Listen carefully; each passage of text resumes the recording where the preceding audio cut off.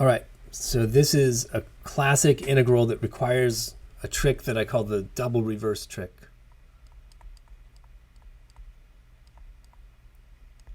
And I put up a video on this already with just a slightly different integral that was actually a little more complicated.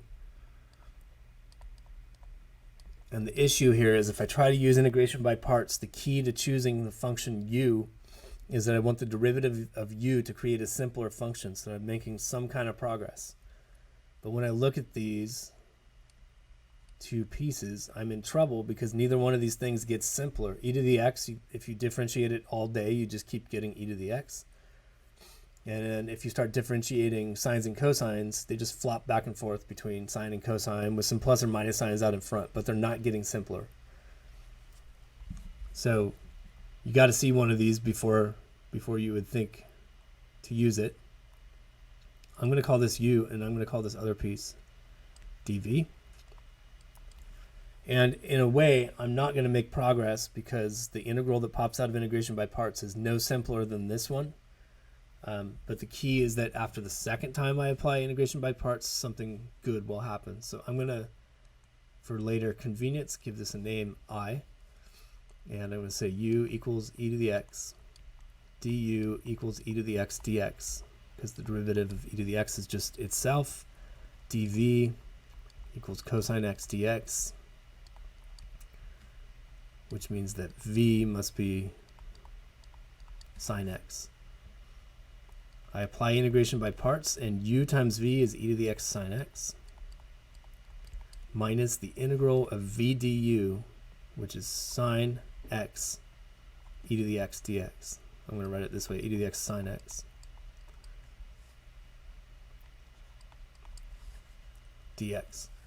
All right, so I've traded in this e to the x cosine x integral for an e to the x sine x integral, which seems kind of discouraging, and I just added an extra term on there. But if I make the same choices of u and dv, I mean not exactly the same, but I'm going to choose the exponential to be u and the leftover piece to be dv, then that is going to produce an integral that looks just like the one we started with, and that's where the magic happens.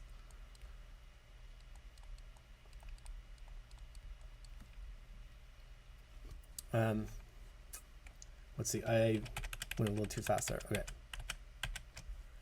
So I'm going to let u equal e to the x, du is e to the x dx, dv is sine x dx, which means v is negative cosine x.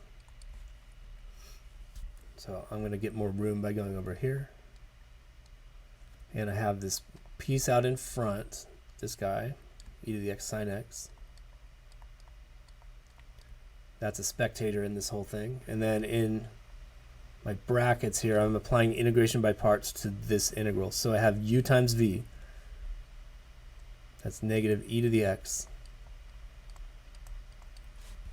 cosine x. And then I have minus the integral of v du. Well, v has a minus sign in it, so I'm going to pull that out in front while I'm working. It's a weird plus. And I end up, so again, v du, so it's going to have a cosine. I already took care of the minus sign, and then e to the x.